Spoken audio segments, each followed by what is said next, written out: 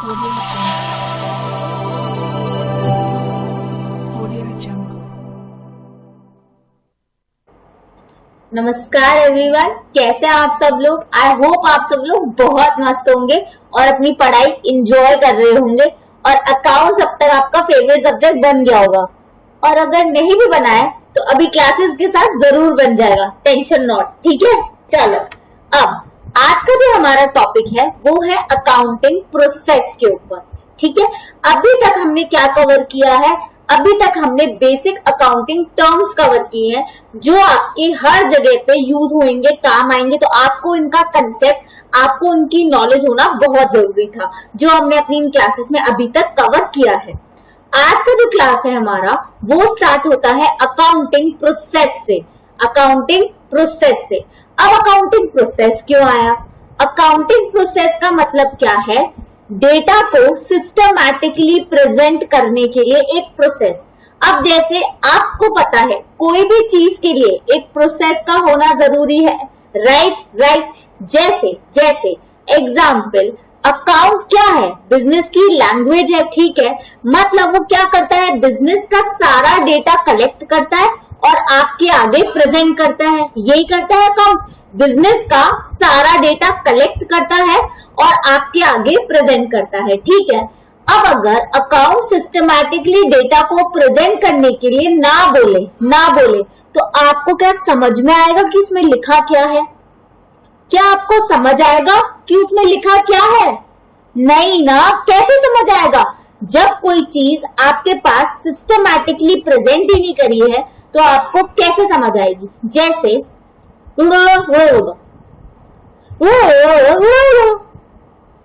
समझ आ गया ना मैंने क्या बोला? समझ आ गया ना? हाँ चलो आगे बढ़ते हैं। चलो नहीं समझ आया ना?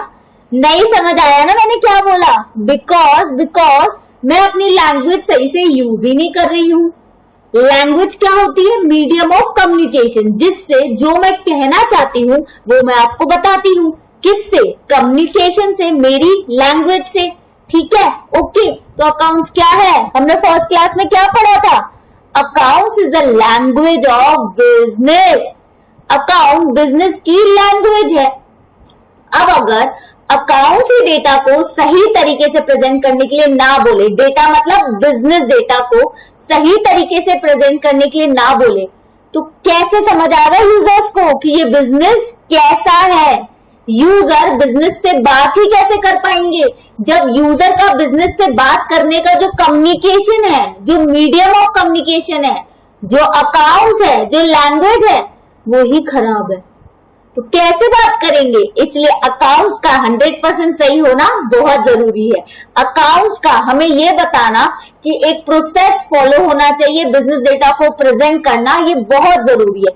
तभी डेटा अच्छे से प्रेजेंट होगा, तभी जितने भी यूजर्स हैं जो बिजनेस डेटा यूज करके डिसीजन लेते हैं उन्हें समझ आएगा कि बिजनेस तुम क्या हो, तुम कैसे हो। ये सब कुछ कब समझ आएगा? जब डेटा अच्छे से प्रेजेंट हो। और डेटा अच्छे से प्रेजेंट होगा कैसे? जब अकाउंट्स बोलेगा कि बिजनेस डेटा अच्छे से प्रेजेंट होना चाहिए। और कोई भी डेटा सिस्टमैटिकली प्रेजेंट होता है तभी वो इंफॉर्मेशन बनता है। इंफॉर्मेशन मतलब जो आपके लिए यूजफुल है। इस दुनिया में ढेर सारा डेटा है, पर जो चीज आपको चाहिए, जो आपके सामने सिस्टमैटिकली प्रेजेंट होगी, वही तो आपके लिए इंफॉर्मेशन है, राइट। तो बिजनेस का इतना सारा डेटा सिस्टमैटिकली प्रेजेंट करना जरूरी है जिससे वो यूजर के लिए यूजफुल बने, मतलब इंफॉर्मेशन बने, जिससे यूजर बिजनेस को समझ पाए और वेरियस डिसीजन ले पाए। जैसे एक इन्वेस्टर बिजनेस के डेटा को समझ के क्या डिसीजन लेता है कि मुझे इस कंपनी में पैसे लगाने चाहिए या नहीं। एक लेंडर क्या डिसीजन लेता है कि मुझे इस कंपनी को या कोई भी फॉर्म ऑफ बिजनेस को, कंपनी एक फॉर्म ऑफ बिजनेस है, वैसे ही सोल प्रोप्राइटर, पार्टनरशिप फॉर्म, ये फॉर्म ऑफ बिजनेस है। अलग अलग तरीके से बिजनेस किया जा सकता है। तो लेंडर क्या डिसाइड करता है कि मुझे इस बिजनेस में पैसा लगाना चाहिए या नहीं। गवर्नमेंट बिजनेस के डेटा को देख के क्या एनालाइज करती है कि इस पर कितना टैक्स बन रहा है और ये सही से टैक्स दे रहे हैं कि नहीं। मैनेजमेंट, जो उस बिजनेस की मैनेजमेंट होती है, वो उस बिजनेस डेटा को देख के क्या एनालाइज करती है कि हम अपना बिजनेस सही से कर रहे हैं कि नहीं, कहाँ गलतियां हैं जिसे हम इम्प्रूव कर सकते हैं, अपनी क्वालिटी ऑफ बिजनेस और अच्छी कर सकते हैं। ठीक है, तो इसीलिए बिजनेस डेटा इतना यूजफुल होता है वेरियस यूजर्स के लिए। और अकाउंट्स ये बात समझता है क्योंकि अकाउंट्स ही एक ऐसा मीडियम है, एक लैंग्वेज है जो बिजनेस डेटा को आप सब यूजर्स के आगे रखता है। तो इसीलिए अकाउंट्स बोलता है एक अकाउंटिंग प्रोसेस होगा ताकि डेटा आप सबके सामने सिस्टमैटिकली प्रेजेंट हो और उसके बेस पे आप उस डेटा को समझ पाओ, मतलब इंटरप्रेट कर पाओ, एनालाइज कर पाओ कि क्या सही है क्या गलत है, एंड फाइनली डिसीजन ले पाओ। ठीक है, इसीलिए हम पढ़ते हैं अपना पूरा अकाउंटिंग प्रोसेस। ओके, चलो अब हम अपने अकाउंटिंग प्रोसेस मतलब आज के टॉपिक की तरफ जाते हैं। ओके, चलो सी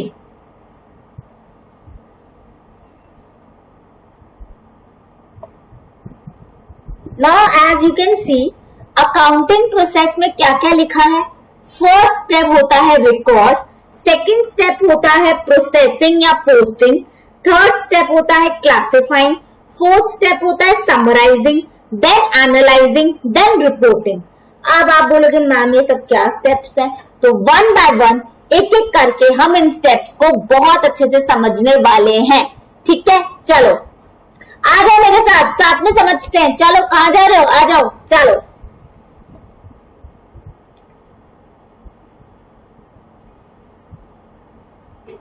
रिकॉर्डिंग, फर्स्ट स्टेप है रिकॉर्डिंग।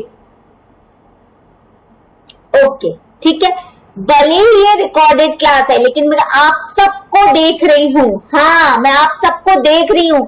कैसे पढ़ रहे हो आप लोग, ध्यान से पढ़ो। ठीक है, मैं हूं यहाँ पे, इमेजिन मैं हूं, देख रही हूँ सबको। आप फालतू ध्यान इधर उधर नहीं डाल सकते, पूरा पढ़ाई पे कंसंट्रेशन होना चाहिए। ओके, चलो चलो चलो अब हम समझना स्टार्ट करते हैं। देखो मैंने बोला फर्स्ट स्टेप अकाउंट्स क्या करता है, इसे हम ध्यान से और बहुत अच्छे से समझने का ट्राई करते हैं। देखो अब हमारा होता है बिजनेस डेटा, ये बहुत सारा डेटा होगा। ठीक है, तो अब सबसे पहले इतना सारा डेटा मतलब एक इंसान बिजनेस कर रहा है, आपको मैंने बताया था कि बिजनेस का पूरी रिकॉर्डिंग कितने पीरियड के लिए होती है, 1 ईयर के लिए, जिसे हम कहते हैं हमारा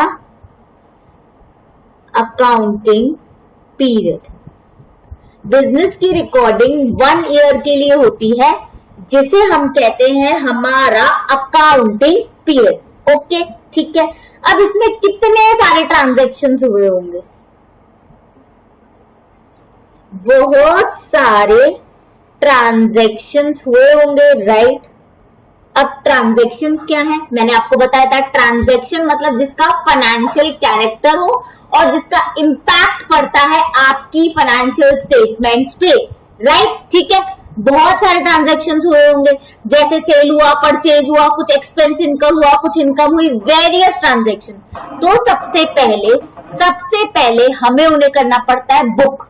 ठीक है, जैसे मैंने गुड्स बेचे, मैंने वर्कर को सैलरी दी, ठीक है, या फिर मैंने परचेज किए गुड्स, या फिर मेरा इलेक्ट्रिसिटी बिल, राइट, मेरा रिपेयर एंड मेंटेनेंस, ऐसे बहुत खर्चे इनकम हुए होंगे। कोई असेट मैंने हो सकता है खरीदा हो, कोई लायबिलिटी मैंने इनकर करी हो। ठीक है, अब इन सबको सबसे पहले क्या करना पड़ता है, सबसे पहले क्या करना पड़ता है, रिकॉर्ड।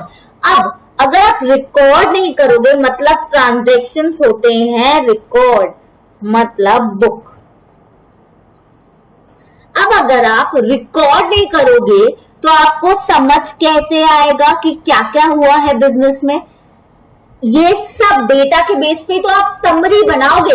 अब समराइजेशन क्या होता है, ये हमारा स्टेप आएगा 3-4 स्टेप्स के बाद, तो हम अच्छे से समझेंगे। लेकिन अभी समझो, पूरे साल में जो हुआ उसको रिकॉर्ड करना तो जरूरी है, तभी तो पता चलेगा भाई कि पूरे साल में क्या हुआ है। रिकॉर्ड ही नहीं करोगे और आखिरी दिन जाके पूरे साल के एंड जाके बोलोगे क्या क्या हुआ, किसको याद रहेगा?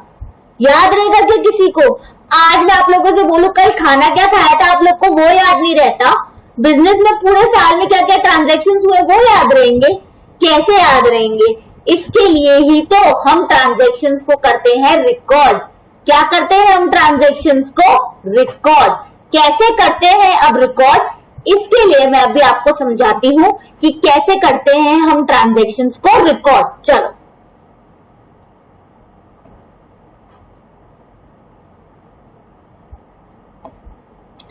ये है हमारे दो तरीके ट्रांजैक्शंस को रिकॉर्ड करने के लिए। पहला तरीका क्या है? जनरल, जो जनरल एंट्री आप करते हो वो, और दूसरा है सब्सिडरी बुक्स।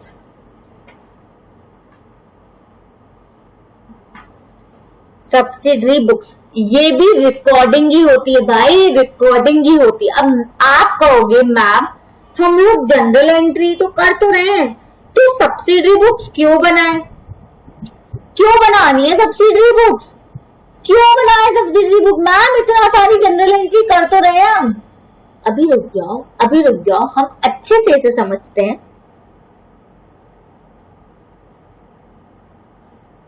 अब सब लोग बहुत अच्छे से इस पे ध्यान देंगे। मैंने आप लोगों को बोला पहला स्टेप होता है हमारा रिकॉर्डिंग, ठीक है। पहला स्टेप जो होता है हमारा वो है हमारा क्या? रिकॉर्डिंग, ठीक है, रिकॉर्डिंग करना। ओके, अब रिकॉर्डिंग पता है कैसे होती है? एक जो जनरल एंट्रीज होती है हमारी, जिसे हम जनरल बुक बोलते हैं। जनरल बुक मतलब इसमें किसी भी टाइप का ट्रांजैक्शन हो,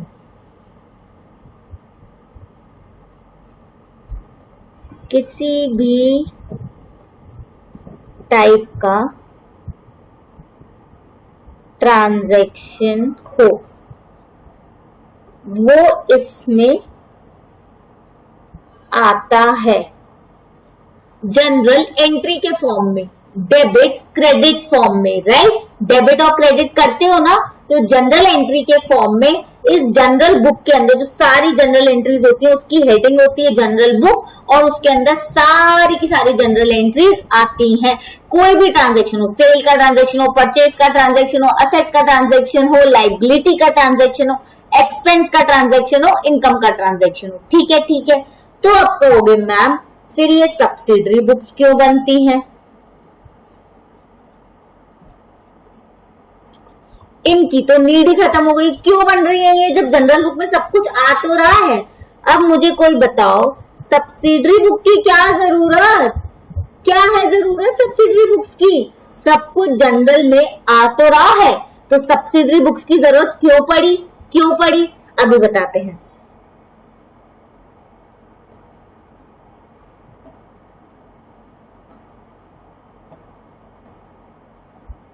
सी,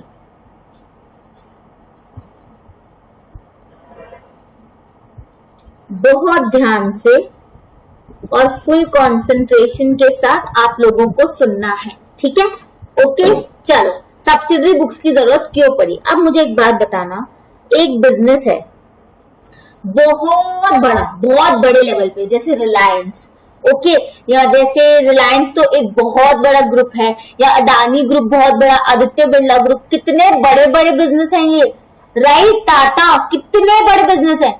अब इसमें आप एक एग्जांपल लो, मान लो एक सेल्स ही, इस सेल्स के नंबर ऑफ ट्रांजैक्शंस कितने ज्यादा होते होंगे? समझ पा रहे हो आप? मतलब बाप रे बाप, सेल्स के ट्रांजैक्शंस इसमें कितने सारे होते होंगे, कितने सारे सेल्स ट्रांजैक्शंस होते होंगे, है कि नहीं? एक दिन में पता नहीं कितनी बार कितने लोगों को ये लोग गुड सेल करते होंगे। इमेजिन पूरे साल के तो भाई कितने ट्रांजैक्शन पूरे जनरल पे जनरल, जनरल पे जनरल बढ़ते जाएंगे, और यूजर को कुछ नहीं समझ आएगा। अगर यूजर ने जनरल देख लिया, वो समझे यहाँ से लिखा है, फिर कहाँ से, यहाँ से, यहाँ से, यहाँ से, समझ ही नहीं आएगा भाई कितनी सेल करी है पूरे साल में, कुछ नहीं समझ आएगा। अगर वो एंट्री देखना चाहे तो उसे कुछ भी नहीं समझ आएगा, कुछ भी नहीं। इसके लिए एंट्रीज की जगह इनकी बनती है बुक, सब्सिडरी बुक, जैसे सेल्स बुक। अब इसमें क्या होगा? इसमें पूरे साल के जितने भी सेल ट्रांजैक्शंस हैं, सारे के सारे इस बुक में मेंशन होंगे। मतलब क्या हुआ, जितने भी सेल्स हुई है इस पूरे साल में जनरल एंट्री की जगह, ऐसा मतलब आप समझ लो कि अलग अलग इकट्ठा कर दिया, अलग अलग क्या कर दिया, इकट्ठा कर दिया। मतलब सेल्स से रिलेटेड जितनी भी ट्रांजैक्शंस हुए सब के सब इस सेल्स बुक में आ गए, सारा सारा। अब पता है इससे क्या फायदा हुआ, ध्यान से समझना। आप बोलोगे मैम इससे फायदा क्या है,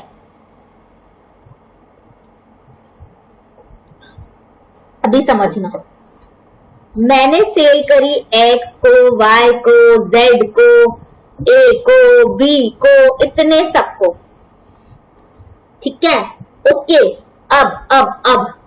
अब आपने इतनी सारी सेल्स करी, अगर आप इनकी एंट्रीज करते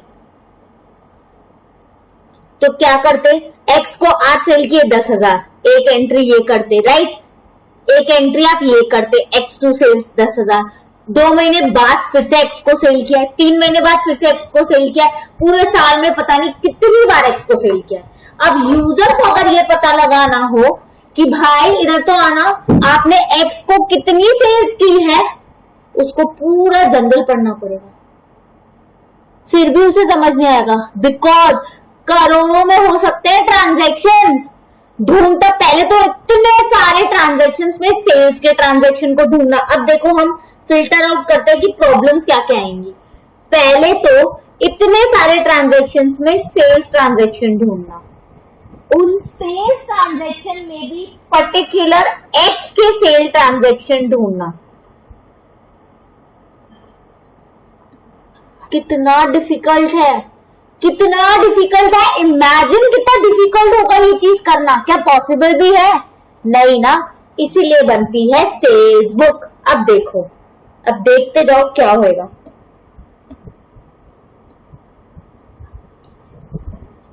सेल्स बुक, सेल्स बुक पता है क्या करती है, सेल्स बुक कर देती है 2x, टोटल लिखो कितनी सेल करी है, 2y टोटल लिखो कितनी सेल करी है, 2z टोटल लिखो कितनी सेल करी है, 2a टोटल लिखो कितनी सेल की है।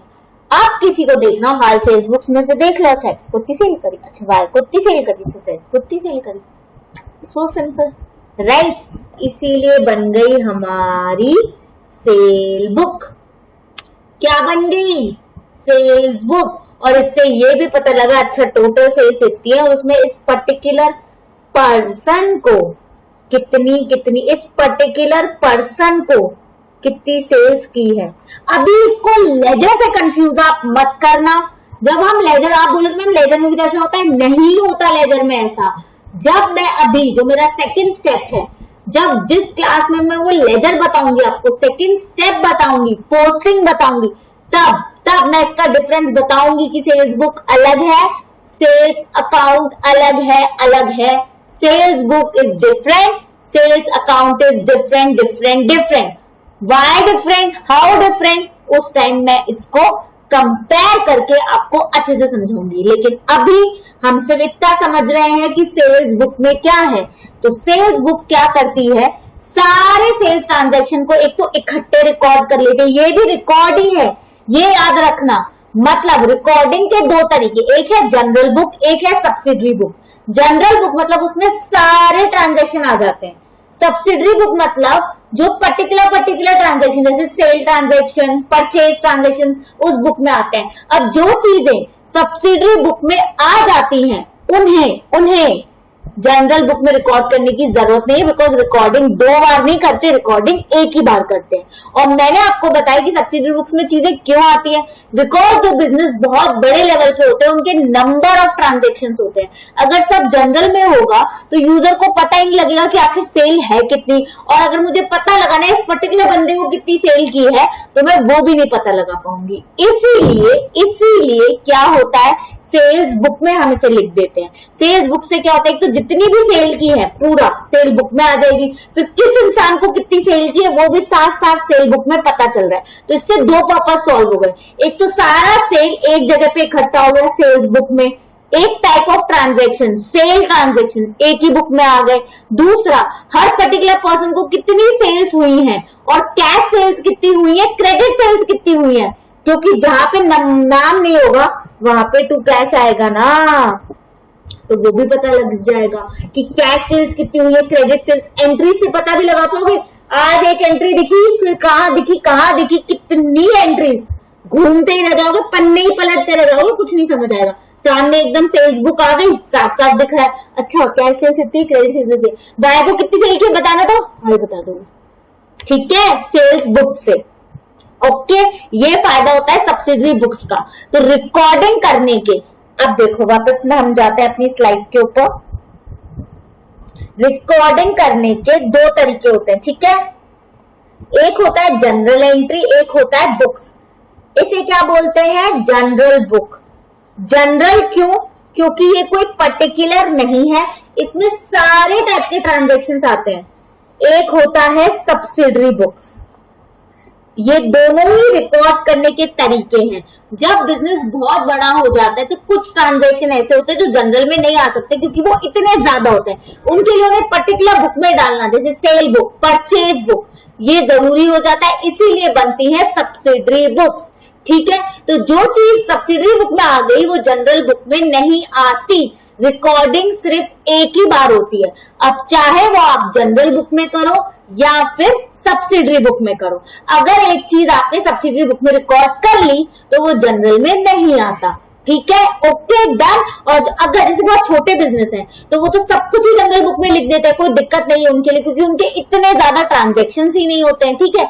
या फिर जिन चीजों के लिए बुक्स नहीं है, जो ट्रांजेक्शन एक दो ही होते हैं, जैसे सैलरी है, सैलरी बाबर नहीं देते, मान लो पूरे साल में सिर्फ देते हो आप एम्प्लॉयज को, पूरे साल में एक बार इकट्ठी देते हो ना 12 महीने की, तो एक ही एंट्री तो होगी उसकी। और सबके लिए, सारे के सारे एम्प्लॉयज के लिए एक ही अकाउंट से आप रिप्रेजेंट करते हो सैलरी से, अलग अलग नाम नहीं लिखते उनका, है ना, एम्प्लॉय का नाम तो इन्हें लिखते हो, ठीक है। तो उसको हम जनरल बुक में एक एंट्री लिख सकते हैं, पर जिसकी बहुत ज्यादा ट्रांजेक्शन होते हैं और बहुत बड़े लेवल पे बिजनेस है तो वो लोग सब्सिडरी बुक्स भी बनाते हैं। तो जो चीज, जिस चीज की रिकॉर्डिंग सब्सिडरी बुक में हो गई उसकी जनरल बुक में रिकॉर्डिंग नहीं होगी, क्योंकि भाई दोनों रिकॉर्डिंग के ही तो तरीके हैं, general book and subsidiary book. तो जो चीज सब्सिडरी बुक में रिकॉर्ड हो गई, अब रिकॉर्ड हो गई ना, तो उसे जनरल बुक में क्यों ही रिकॉर्ड करेंगे, ठीक है। ये होता है हमारा general book and subsidiary book. Okay, चलो अब बढ़ते हैं आगे, अब सीखते हैं कुछ और।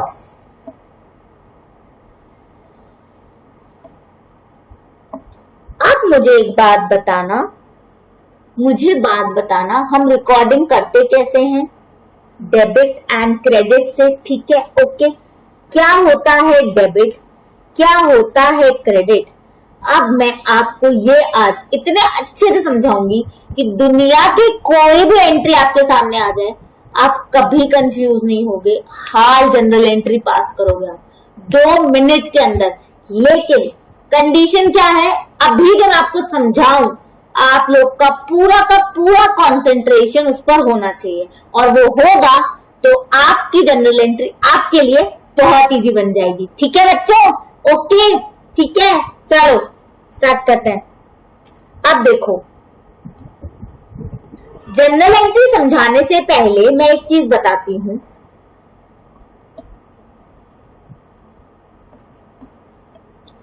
हम लोग जनरल एंट्री जब रिकॉर्ड करते हैं तो आप कैसे रिकॉर्ड करते हो उसको, आप अपना सेल्स रिकॉर्ड कर रहे हो, कैसे रिकॉर्ड कर रहे हो, प्रूफ क्या है, वाउचर्स, बिल, ये सब क्या होते हैं,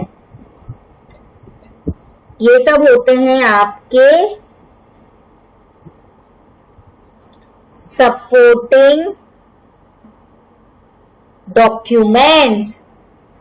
क्या होते हैं आपके सपोर्टिंग डॉक्यूमेंट्स, प्रूफ कि हाँ सच में ऐसा ट्रांजैक्शन हुआ है, तभी तो आप उसे करते हो रिकॉर्ड।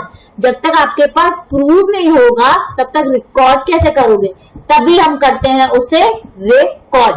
ओके डन, चलो अब आगे बढ़ते हैं। अब मैं आपको समझा रही हूं डेबिट एंड क्रेडिट।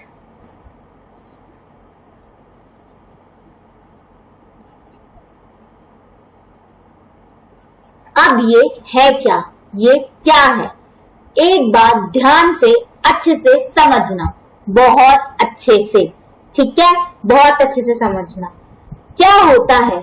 हम लोग मैथ्स में क्या सीखते हैं, प्लस माइनस। तो दो ही चीजें एग्जिस्ट करती हैं, प्लस माइनस, प्लस माइनस। ठीक है, अकाउंट्स भी इन दो चीजों को मानता है।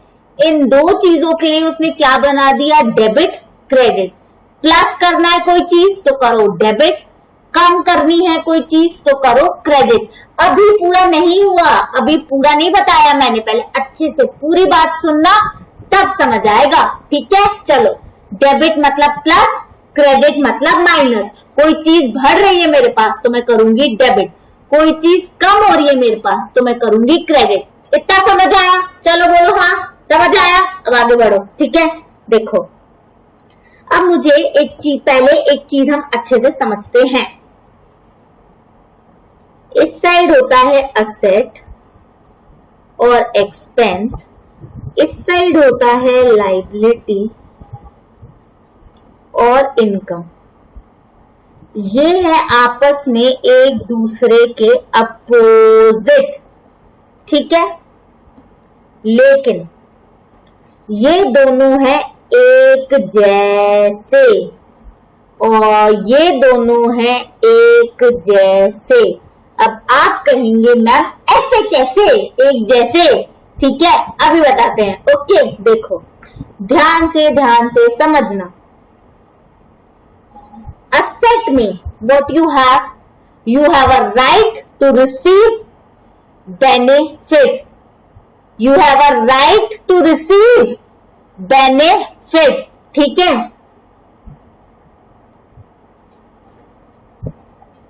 एक्सपेंस क्या होता है? एक्सपेंस में पैसा खर्च करते हो, मिलता क्या है? राइट क्या है आपका?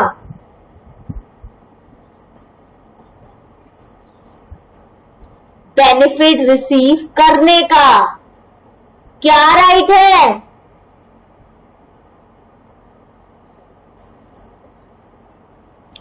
मिलता है ना बेनिफिट। अगर आज मैं कोई भी खर्चा कर रही हूं, मैं वो खर्चा कर ही क्यों रही हूं? बिकॉज मुझे उससे क्या मिलता है, बेनिफिट। आज मैंने सैलरी दी, क्यों दी सैलरी? क्योंकि एम्प्लॉयज मेरी कंपनी में मुझे सर्विसेज दे रहे हैं, मुझे बेनिफिट दे रहे हैं। सैलरी एक्सपेंस है। वैसे ही हो गया असेट। आज मैंने मशीनरी खरीदी, क्यों खरीदी मशीनरी? बिकॉज मशीनरी मुझे क्या करेगी, क्या करेगी मशीनरी? मशीनरी मुझे बेनिफिट जनरेट करके देगी, मेरे बिजनेस में यूज होएगी, मेरे बिजनेस को बढ़ाएगी, मुझे बेनिफिट देगी। तो दोनों में ही क्या हो गया मेरा, right to receive what, benefit. Right to receive what, benefit. चलो अब हम बढ़ते हैं लायबिलिटी और इनकम की तरफ। लायबिलिटी में क्या होता है, ऑब्लिगेशन टू पे। लायबिलिटी मतलब क्या, मुझे कुछ देना है, मुझे मेरे ऊपर ऑब्लिगेशन है, देना है। इनकम में क्या होता है, कुछ देना है, किसी ने आपको पैसे दिए हैं या आपकी इनकम है। ये कमाई मेरी तभी हुई होगी जब मैंने कुछ दिया होगा भाई। ये कमाई मेरी तभी हुई होगी जब मैंने कुछ दिया होगा। फ्री में कुछ नहीं मिलता है कि नहीं? अगर आज मैंने कुछ इनकम जनरेट की है तो उसके लिए मैंने पक्का कुछ दिया होगा। जैसे लायबिलिटी में मेरे ऊपर ऑब्लिगेशन होता है कुछ देने का, इनकम में भी मैं कुछ देती हूं, तभी मुझे होती है इनकम। इनकम, ठीक है, ओके। अब आ जाओ। अब एक होता है लॉस, एक होता है गेन या प्रॉफिट। लॉस का भी ट्रीटमेंट असेट और एक्सपेंस जैसा होता है। क्यों भाई, क्यों? लॉस मतलब समझो क्या है। अगर अब मैंने इसमें बहुत ध्यान से सुनना सब कोई, मतलब मैंने आपको बताया था ओनर अलग होता है, बिजनेस अलग होता है।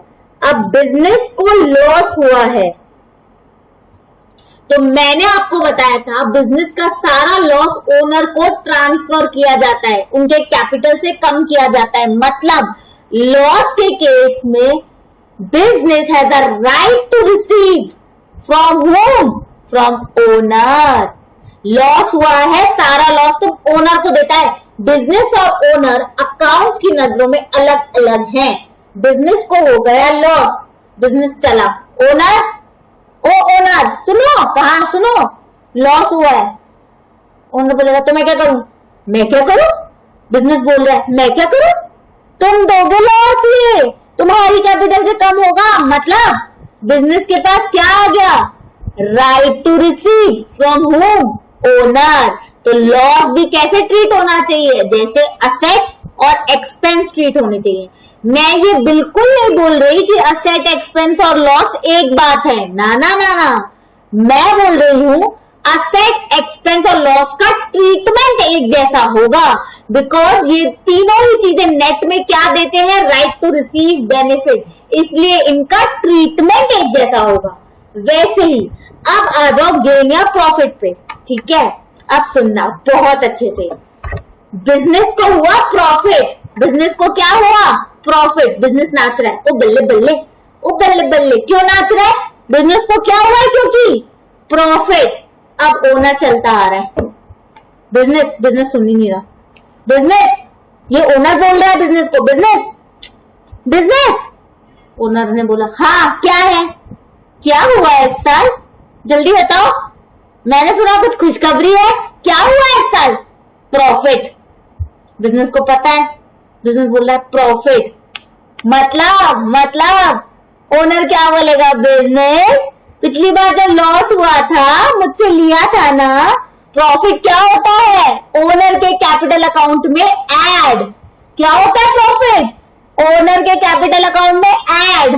तो अब क्या बोलेगा ओनर? बिजनेस जरा देना मुझे प्रॉफिट, जल्दी करो, निकालो फटाफट। मतलब प्रॉफिट के केस में we have an obligation to pay to home? To owner.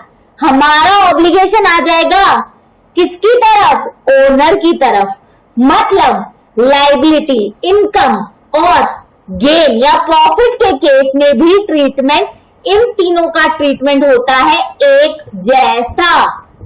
अब मैं ये बिल्कुल नहीं बोल रही कि लायबिलिटी, इनकम और प्रॉफिट गेन एक जैसे हैं। मैं ये बोल रही हूं बिकॉज इन तीनों में ही nutshell we have an obligation to give something, that's why इन तीनों का ट्रीटमेंट एक जैसा होगा। और असेट, एक्सपेंस और लॉस में we have a right to receive something, चाहे कैश चाहे services, because we have a right to receive something. इन तीनों का ट्रीटमेंट एक जैसा होगा। क्लियर? बढ़िया, समझ में आया अच्छे से। अब देख लेते हैं डेबिट क्रेडिट क्या चीज है। कुछ नहीं है डेबिट क्रेडिट, इधर आ जाओ। इसे मैं हटा रही हूं, एक फ्रेश में आपको ये लॉजिक आपको समझ में आया ना? असेट, एक्सपेंस, लॉस का ट्रीटमेंट क्यों एक जैसा हो रहा है? बिकॉज इन अ नटशेल इन तीनों में we have a right to receive benefit, either cash or services in form of benefit, and in liability, income and gain we have an obligation to pay something, okay, either cash or to give something, to give some services or anything, okay, done. Loss और gain का समझ में आया? Loss हम owners को दे owner से लेते हैं, उनकी कैपिटल से कम होता है। प्रॉफिट हम ओनर को देते हैं, उनकी कैपिटल में ऐड होता है। ओके चलो अब मैं सिखाती हूँ डेबिट क्रेडिट। अब ध्यान से सुनना, मैंने आपको बोला डेबिट मतलब प्लस, क्रेडिट मतलब माइनस। मतलब कोई चीज बढ़ेगी तो होगी प्लस, कोई चीज कम होगी तो होगी माइनस। अब मैंने ये भी बोला कि जो हमारा असेट है और एक्सपेंस है और लॉस है, इनका ट्रीटमेंट, बिकॉज इनका नेचर एक जैसा है, एक ही नेचर वाले हैं तीनों, पर तीनों एक तो नहीं है ना, तभी ये तीनों एक ही चीज नहीं है भाई, नेचर एक जैसा है। ग्रुप ऑफ फ्रेंड्स है, जैसे एक जैसे नेचर वाले लोग फ्रेंड बन जाते हैं इजीली, जिनकी थिंकिंग अंडरस्टैंडिंग मैच करती है। इन सबकी भी थिंकिंग एक ही है, राइट टू रिसीव। हम तो लेंगे ही लेंगे, ठीक है, ओके, हम तो लेंगे ही लेंगे, पर इन्हें ये नहीं पता कुछ देना भी पड़ेगा, क्योंकि कोई भी चीज फ्री की नहीं होती, ठीक है। पर इन तीनों का नेचर कैसा है? राइट टू रिसीव, ठीक है। तो तीनों एक साथ चलते हैं, तीनों एक नहीं है, एक साथ में चलते हैं, बिकॉज नेचर एक है, इसलिए ट्रीटमेंट एक जैसा होगा। समझे अच्छे से? चलो अब देखो, अगर इन तीनों में से कुछ भी बढ़ता है, मतलब असेट बढ़ेगा, एक्सपेंस बढ़ेगा या लॉस बढ़ेगा? बढ़ रहा है का मतलब प्लस हो रहा है, मतलब क्या होगा? डेबिट। और अगर घट रहा है मतलब क्या हो रहा है? माइनस, तो क्या होगा? क्रेडिट। एंट्री डिफिकल्ट है, कोई दुनिया की एंट्री उठा लो, हाल कर लोगे, ठीक है। अगली बात पे आते हैं। अब है लाइबिलिटी, इनकम और प्रॉफिट या गेन, ठीक है। और मैंने बताया था गेन और प्रॉफिट में भी डिफरेंस होता है। प्रॉफिट मतलब जो नेट रेवेन्यू माइनस एक्सपेंस, जो नेट हमें जनरेट होता है ऑपरेटिंग एक्टिविटीज से, और रेवेन्यू माइनस एक्सपेंस नेट जो जनरेट होता है हमें नॉन ऑपरेटिंग एक्टिविटीज से, उसे बोलते हैं गेन, ठीक है। अब ये तीनों भी एक है नहीं, नेचर एक है, ऑब्लिगेशन टू पे। नेचर एक जैसा है भाई, नेचर एक जैसा है, ऑब्लिगेशन टू पे, ठीक है। लेकिन है एक नहीं, नेचर एक जैसा, तो एक साथ चलते हैं। लेकिन ध्यान से, लेकिन ये इस साइड के बिल्कुल अपोजिट है कि नहीं? असेट एक्सपेंस लॉस में जब होता है राइट टू रिसीव, इनमें होता है ऑब्लिगेशन टू पे। मतलब ये इसके बिल्कुल अपोजिट है, बिल्कुल उल्टे। मतलब ये लोग आपस में कभी दोस्त नहीं बन सकते। असेट एक्सपेंस लॉस एक साथ जाते हैं, हमेशा बोलते रहते हैं राइट टू रिसीव, और लाइबिलिटी इनकम प्रॉफिट एक साथ जाते हैं, हमेशा बोलते रहते हैं ऑब्लिगेशन टू पे। दोनों की थिंकिंग ही मैच नहीं होती, ये लोग तो कभी फ्रेंड्स नहीं बन सकते। ये तीन बिल्कुल अपोजिट, ये अपना चलेंगे या अपना चलेंगे, कभी फ्रेंड नहीं बन सकते। ये क्या है? अपोजिट डायरेक्शन पे, ये इस साइड खड़े हैं तो लाइबिलिटी इनकम प्रॉफिट उस साइड खड़े हैं, बिल्कुल अपोजिट है। अब मुझे एक बात बताना, मैथ्स में आपने ये पढ़ा है, जब भी साइन मतलब जो भी साइड उस साइड जाती है, क्या हो जाती है? उल्टी है ना। तो मतलब यहां पता है क्या होगा यहाँ पे कोई चीज बढ़ेगी तो होगा क्रेडिट, यहां कोई चीज कम होगी तो होगा डेबिट। क्योंकि ये प्लस का साइन जो डेबिट को शो कर रहा है, बिकॉज ये लाइबिलिटी इनकम प्रॉफिट इस असेट एक्सपेंस लॉस के बिल्कुल अपोजिट है, मतलब दूसरी दिशा में है, दूसरे डायरेक्शन में। और मैथ्स में आपने पढ़ा था, एक इक्वेशन है इक्वल्स टू दूसरी, आपको पता है ये साइड और ये साइड बराबर होंगी, जितना राइट टू रिसीव है उतना ही ऑब्लिगेशन टू पे होगा, dual aspect of accounting, right? सही बात। तो जब मैथ्स में आपने पढ़ा होगा इस side equals to this side, तो कोई भी इस साइड की चीज अगर इस साइड जाएगी तो क्या हो जाती है? प्लस माइनस हो जाता है और माइनस प्लस हो जाता है। ये तो सिंपल मैथमेटिकल रूल है, सबने पढ़ा है ना। तो यहाँ जो प्लस है वो इस साइड जाके हो जाएगा माइनस, तो यहाँ माइनस बन जाएगा डेबिट। यहाँ जो माइनस है वो इस साइड हो जाएगा प्लस, मतलब यहाँ प्लस हो जाएगा क्रेडिट। ये तो सीधा ही चल रहा है, राइट टू रिसीव बढ़ेगा तो डेबिट, घटेगा तो क्रेडिट। लेकिन because liability income profit gain are on the other side of the equation. What is the equation? Right to receive equals to obligation to pay. How? Because of dual expect of accounting, because of give and take relationship. जितना हक होता है मिलने का उतना ही obligation होता है देने का। कोई भी चीज फ्री नहीं होती इस दुनिया में, है कि नहीं?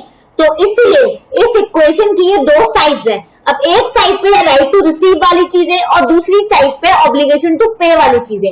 अब अगर इस साइड से कोई भी साइन, मतलब यहाँ पे कोई चीज बढ़ती है, राइट टू रिसीव वाली चीजें बढ़ती हैं, तो होता है डेबिट। लेकिन ये साइन दूसरी साइड पे चला जाए तो क्या हो जाएगा? माइनस। दूसरी साइड मतलब ऑब्लिगेशन टू पे, तो दूसरी साइड में क्या हो जाएगा? माइनस मतलब डेबिट। अगर कोई चीज कम हो रही है तब हम करेंगे इधर डेबिट। देखो फिर से ध्यान से सुनना, छोड़ूंगी नहीं तब तक। देखो मैंने क्या बोला, one side of the equation is right to receive, ठीक है। तो राइट टू रिसीव वाली चीजें अगर बढ़ती हैं तो क्या होता है? डेबिट। प्लस का साइन इंडिकेट होता है उसका, प्लस मतलब डेबिट। राइट टू रिसीव बढ़ता है मतलब प्लस मतलब डेबिट। अब ये दोनों ही चीजें उल्टी हो जाएंगी जब वो दूसरी साइड जाती हैं। मतलब अगर दूसरी इक्वेशन की ये दोनों इक्वल है, right to receive is equal to obligation to pay equal to लिखा है, दूसरी साइड क्या है, ऑब्लिगेशन टू पे। तो अब यहां से अगर ये प्लस और डेबिट उधर जाएगा तो क्या बन जाएगा, प्लस बन जाएगा माइनस, और डेबिट जो कि यहां इंडिकेट कर रहा था भरने को, वही डेबिट ऑब्लिगेशन टू पे में इंडिकेट करेगा घटने को। मतलब क्या, लाइबिलिटी अगर कम होती है, लाइबिलिटी अगर कम होती है तब होता है डेबिट। फिर से ठीक है। चलो, बिकॉज ये लॉजिक समझ गए तो दुनिया की कोई भी जनरल एंट्री कर लोगे हाल। तो अच्छे से समझना, देखो मैं ये सब हटा रही हूं एक बार, आप लोग को अच्छे से समझ आ गया। किसी को नोट डाउन करना है तो I am giving you 2 minutes, please इसे नोट डाउन करो ताकि हम और कोई चीज अच्छे से समझे। अब इसमें जल्दी, only 2 minutes you guys have.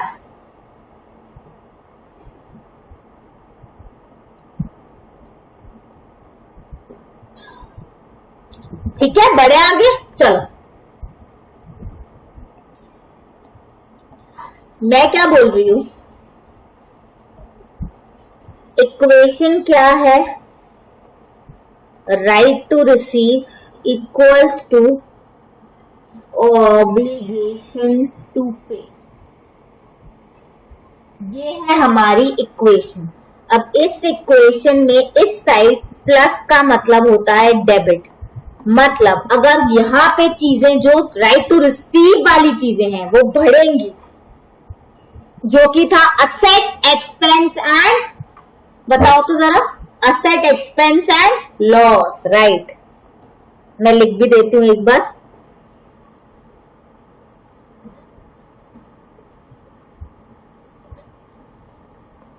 तो अगर ये चीजें राइट टू रिसीव की हैं, मतलब बढ़ती हैं, तो होता है डेबिट। ठीक है, अब यही सारा का सारा यहां जा रहा है ऑब्लिगेशन टू पे में, मतलब दूसरी साइड अपोजिट साइड जा रहा है, तो हो जाएगा माइनस और डेबिट।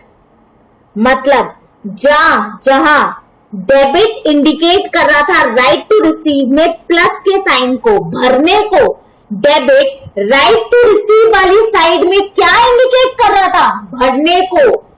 कोई चीज भरेगी तो हम करते हैं डेबिट, भरना मतलब प्लस मतलब इंक्रीज। ठीक है, तो डेबिट क्या इंडिकेट कर रहा था राइट टू रिसीव में, इंक्रीज होने को। वही जैसे ही डेबिट अपोजिट साइड पे गया, इक्वल्स टू में अपोजिट साइड पे गया, अब डेबिट इंडिकेट करेगा कम होने को। मतलब कम होना मतलब क्या होता है, डिक्रीज, मतलब माइनस। तो ऑब्लिगेशन टू पे वाली साइड पे जहां आती है लाइबिलिटी, इनकम और प्रॉफिट या गेन, यहां डेबिट किसे इंडिकेट करेगा, कम होने को। वैसे ही जहां माइनस इंडिकेट कर रहा था क्रेडिट, मतलब राइट टू रिसीव साइड में कम होना मतलब डिक्रीज होना, मतलब माइनस होना, उसको अकाउंट्स के अंदर, account is a language of business, तो accounts right to receive side पे भरने को बोलता है डेबिट, और घटने को बोलता है क्या क्रेडिट। लेकिन बिकॉज इस साइड से अपोजिट है बिल्कुल ऑब्लिगेशन टू पे, इट इज अपोजिट साइड। तो जैसे ही कोई चीज वहां चली जाती है, आपको पता है जैसे मैथ्स में साइंस अपोजिट हो जाता है, प्लस बन जाता है माइनस बन जाता है प्लस, वैसे अकाउंट्स की लैंग्वेज में भी बिकॉज साइड चेंज हो गई है, तो अकाउंट अब इस साइड पे ऑब्लिगेशन टू पे वाली साइड पे कम होने वाली चीजों को बोलेगा डेबिट, और भरने वाली चीजों को बोलेगा क्रेडिट। जो चीजें बढ़ेंगी वो होंगी क्रेडिट, और जो चीजें घटेंगी वो होंगी डेबिट। कहां पर, ऑब्लिगेशन टू पे वाली साइड पे। और राइट टू रिसीव वाली साइड पे तो जो चलता है वही होगा। भरने को बोलते हैं डेबिट, घटने को बोलते हैं क्रेडिट।